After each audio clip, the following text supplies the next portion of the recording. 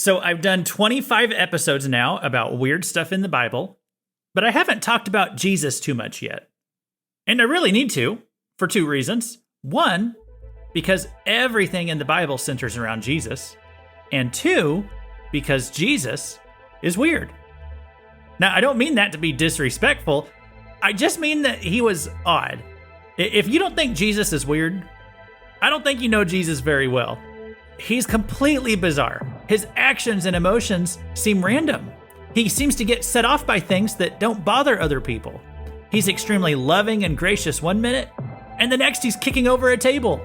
People come to him for help, and he doesn't help them. He gives them something else that they didn't even ask for. People ask him a question, he hardly ever directly answers their question. He'll go off about something else that seems totally unrelated.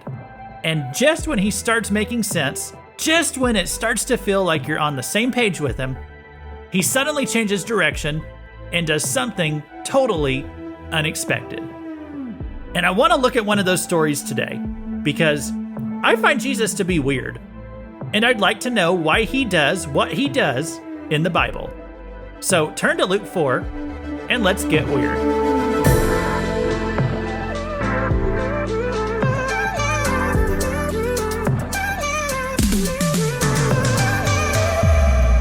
Welcome to Weird Stuff in the Bible, where we explore scripture passages that are bizarre, perplexing, or just plain weird. This is Luke Taylor, and today we're going to be talking about a story that took place right at the start of Jesus' ministry. At the start of his 3-year ministry, Jesus went to his hometown of Nazareth.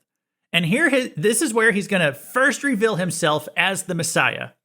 The Messiah was the man who was prophesied repeatedly to come and save the Jewish people. And he's going to go into the synagogue, and think of the synagogue as being like their form of church back then. And so it says in Luke chapter 4, starting at verse 13, "And Jesus returned in the power of the Spirit to Galilee, and a report about him went out through all the surrounding country, and he taught in their synagogues, being glorified by all. And he came to Nazareth, where he had been brought up. And as was his custom, he went to the synagogue on the Sabbath day, and he stood up to read. And the scroll of the prophet Isaiah was given to him. He unrolled the scroll and found the place where it was written, 'The Spirit of the Lord is upon me, because he has anointed me to proclaim good news to the poor. He has sent me to proclaim liberty to the captives and recovering of sight to the blind, to set at liberty those who are oppressed, and to proclaim the year of the Lord's favor.' And he rolled up the scroll and gave it back to the attendant and sat down. And the eyes of all in the synagogue were fixed on him. And he began to say to them, 'Today this scripture has been fulfilled in your hearing.' And all spoke well of him and marveled at the gracious words that were coming from his mouth. And they said, 'Is not this Joseph's son?'" So I'll stop there. Jesus gets up and he reads from a scroll the words of the prophet Isaiah. And it's about how a Messiah is going to come someday and he's going to set everybody free. He's going to heal physical problems. These people have been waiting for the Messiah to show up all their lives. For centuries, they had been waiting. Some are probably doubting that he's ever going to show up. I wonder if every Jewish girl who got pregnant back then, if she wondered, will this baby in my womb be the Messiah that we're waiting for? So he has been long anticipated, and then a man from their own town stands up and announces himself as this Messiah. That would be a bit of a hard pill to swallow, right? And yet, it says in verse 22, "And all spoke well of him." So they were buying it. They could see it. You know, I imagine they were murmuring to themselves, did he just claim to be the Messiah? Well, that would be a pretty big lie. I don't know. I never heard him lie before. Isn't that Jesus? Isn't that guy Joseph's boy? Oh, yeah. He builds the best tables. He is the most honest businessman that you can find. He's the most honest businessman in the whole town. That Jesus is always helping people. I could believe he'd be the Messiah. Yeah, if one man could be it, it would be him. See, that's what it means when it says all spoke well of him. Jesus has them on the hook. They are totally into this. This idea, and it was the truth, they are totally into the idea that he is the Messiah. So his first day of publicly being the Messiah, it couldn't possibly be going any better. All right, like if I'd speak from a pastor's perspective, if you have everybody on board with what you're saying, if they are hanging on every single word that comes out of your mouth, that is the best response you can ask for. And then Jesus has to go and ruin it. Verse 23, and he said to them, doubtless you will quote to me this proverb, physician, heal yourself. What we have heard you did at Capernaum, do here in your hometown as well. And he said, truly I say to you, that no prophet is acceptable in his hometown. But in truth I tell you, there were many widows in Israel in the days of Elijah, when the heavens were shut up 3 years and 6 months, and a great famine came over all the land. And Elijah was sent to none of them, but only to Zarephath in the land of Sidon, to a woman who was a widow. And there were many lepers in Israel in the time of the prophet Elisha, and none of them was cleansed, but only Naaman the Syrian. So let me give you a translation of what he's saying to them. Jesus is saying, hey, you all, I know I'm a Jew, and you're all Jews, and some of you are going to want me to heal your sicknesses and meet your needs. And I just want to remind you before we get started that God also likes to help people of other races, like Naaman the Syrian, or like that widow at Zarephath. See, God likes everyone, not just Jews. And I just want you to know that before I start helping you. Okay, now, if he said that to us, we in modern times, well, we might say, oh yeah, Jesus, hey, I know God likes everyone. But that is not what the Jews back then thought. They thought that they were special. They thought, why would God help our enemies who are oppressing us? And so they had in their hearts what we might call today racism. Now, I'm not saying that they were any worse than anyone else back there in history. Okay, if you go back in human history, virtually all people in human history would be considered racist by our modern standards. But that's what Jesus wants to pick on with this crowd. He tells this crowd who is loving him, they are all rah-rah Jesus. He says, before I fix any of your earthly problems, first thing I want to do is talk about the racial problems in your hearts. And so verse 28, when they heard these things, all in the synagogue were filled with wrath. And they rose up and drove him out of the town and brought him to the brow of the hill on which their town was built, so that they could throw him down the cliff. But passing through their midst, he went away. And we'll stop there at verse 30. But just think about this, guys. 1 minute, they are loving him. The next minute, they are literally trying to throw him off a cliff. I mean, think about that. If you're Jesus, I mean, you had everybody on the edge of their seat. They're just waiting for the next thing that you were going to say. I mean, you are revealing yourself as the Messiah, and they are totally on board with it. And then you go and you say the one thing that not only makes them mad enough to turn away, he said something that made them want to throw him off a cliff. And he did all of that on purpose. Did you notice that Jesus didn't do this on accident? He intentionally made them love him and then made them hate him, all in the span of about 60 seconds. And he didn't apologize. He didn't say, oh, sorry about that, guys. We'll come back to the racism thing later. We'll circle back. My mistake, I shouldn't have brought that up. No. Jesus did this intentionally. If I'm a pastor and I've got everybody plugged in and they're agreeing with me and they're amening the things that I'm saying, quite frankly, I just want to keep that going, for as long as possible. I want to keep them going like that all through the message. I want to send them home happy. I hope they'll come back next week. And Jesus looks at this whole crowd of people, and this crowd that could not be happier to accept him as the Messiah. And he immediately, intentionally turns them against him. Do you see what I mean when I say that Jesus is weird?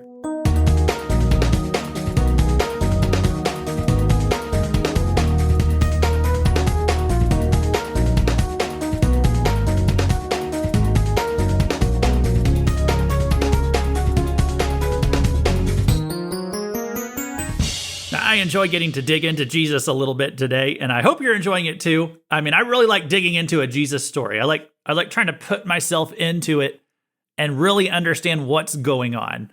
And we're going to do that again next week, by the way. I want to spend another week just kind of looking at Jesus and some of the strange things that he would say. And so make sure that you're subscribed so that you can get that episode. And I'll mention here, Jesus obviously didn't care too much about getting 5-star reviews from his audiences, but I sure do. So if you're listening on Apple, I'd appreciate it if you'd go leave a 5-star review. If you think this is a 5-star podcast, I'm not asking you to lie, but this is still somewhat a new podcast. And so when Apple gets those 5-star reviews, it tells the Apple algorithms to like recommend this to other people. So if you don't mind, take a moment and drop one in for me. And I'd appreciate that. One piece of feedback that we got on a recent episode about angels, it said, the subject of angels has interested me ever since I learned that they are not necessarily good. And I'll just agree with that, like totally. The spiritual realm, it's got a lot of things going on that would surprise us. I'm sure. I'm often shocked at the things I learn as I study the unseen realm. And so that's why I like talking about that here on this show. And if you've got some feedback for me, you can send it to weirdstuffinthebible@gmail.com. So anyway, with all that out of the way, let's get back to talking about Jesus and maybe some wrap-up thoughts for today. So Jesus can be kind of strange and unpredictable to us. And why? Well, because Jesus is God. God's ways are higher than our ways. God's thoughts are higher than our thoughts. So a lot of stuff that God does is not going to make sense to us. But we can learn some things from observation. And what are some things that we learn about Jesus in this story? Well, number one, Jesus did not care what people think. Now, we all care too much what people think. I'm asking for that 5-star review. That's something that we all struggle with. You're going to go to work this week, or you might go to school this week, and you're going to worry about what people think of your clothes and think of your hair and what member of the opposite sex is looking at you. You're going to do all that stuff because as much as we hate to admit it, we care too much what others think. And obviously, Jesus did not have that problem. Now, he was a man. He would have been tempted to worry about what others think. He would have been tempted to seek the praise and adoration of others. But he didn't let that control him. He didn't care about popularity. He knew who he was. He knew his identity. And so he did not need to be led around by impressing others. And your peace of mind is going to improve so much when you can stop living to impress others and know what your identity is, who you are in God. And then the question becomes, does God approve of you? And if God approves of you, then who cares what those other people think? Another thing we learn is that Jesus came for everybody, everywhere. See, the Jews thought that they were extra special because God gave them the Bible, and he said he would send a Messiah through them. And Jesus, he affirmed that the Messiah came through you, but he was sent for the whole world, not just for the Jews. It's like we say in John 3:16. It's the most famous verse in the Bible. For God so loved the world. So I hope we recognize that Jesus is for everybody, everywhere, that God loves people of all races. And that was the Jewish people's problem, is they thought they were the most special race. And so, in modern times, we call this racism. I know most of the people, despite what the media and all that says, I honestly believe most of the people listening right now do not have a racism problem. Okay? A lot of us in America have gotten past all that. But here's what can creep into our hearts. It's when we think that we're better than someone else on the basis of how much money we make, or what clothes we have, or what school we went to, or what kind of car we drive, or what town we live in. When I was growing up, so I grew up in a very rural area of Missouri. It's called McDonald County, okay? And I literally grew up in the middle of the woods in McDonald County. People would ask, where do you live? Like, what town am I from? I didn't have a town I was from. I grew up in the middle of the woods in a log cabin, all right, on a farm. And so we had this joke down there. We'd say, hey, did you hear McDonald County's going to get a zoo? And someone would say, what? And they say, yeah, we're just going to put a fence around Arkansas. And so that was our joke when I was growing up. And then, and sorry to all you listeners in Arkansas, but let me bring this around. So I would go visit my friends in the town up north, Neosho, Missouri. And they would have a joke. Hey, did you hear Neosho's going to get a zoo? And they'd say, yeah, they're going to put a fence around McDonald County. And then I moved up to Joplin, which is the next town north, the bigger city. And Joplin had a joke. Hey, did you hear Joplin's going to get a zoo? We're going to put a fence around Neosho. So see, everyone just kept making this joke. I'm sure the people in Arkansas have that joke about, whoever's south of them.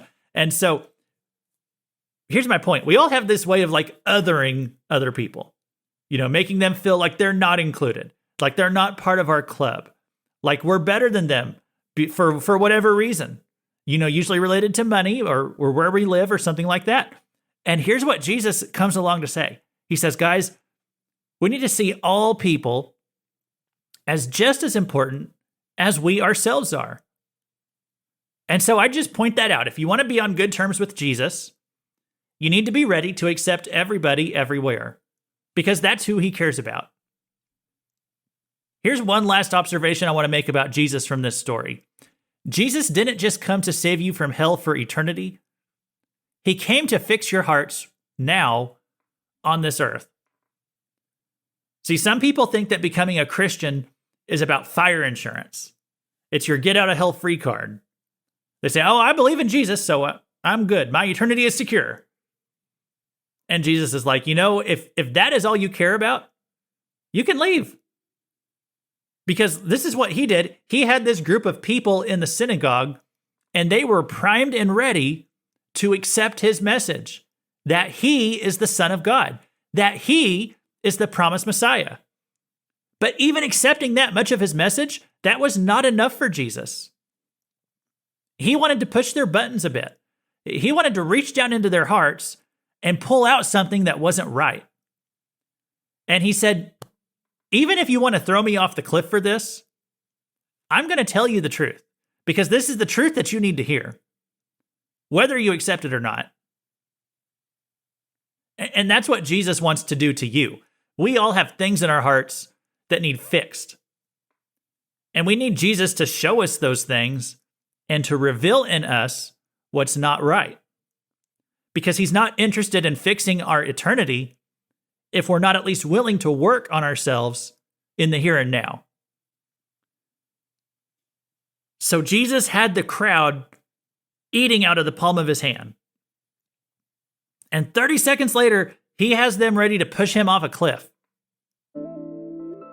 But it's because he cared about what was in their hearts. And he came to fix it. Because Jesus came for everybody everywhere. And because Jesus didn't care what people think. And if that seems weird to us, maybe it's because we do care a little too much about what other people think. We might not have the racism problem like that's what it was for the Jews, but we know that there's things going on inside of us that are broken. And it's probably more than one thing. Give Jesus permission to poke his head in the door of your heart and tell you what you need to work on. And if you do that, he will make us more Christ-like. And if we do that long enough, maybe we'll be a little bit more weird too. Just like him. Thanks for listening. God bless you for sticking around till the end. And we'll see you next time.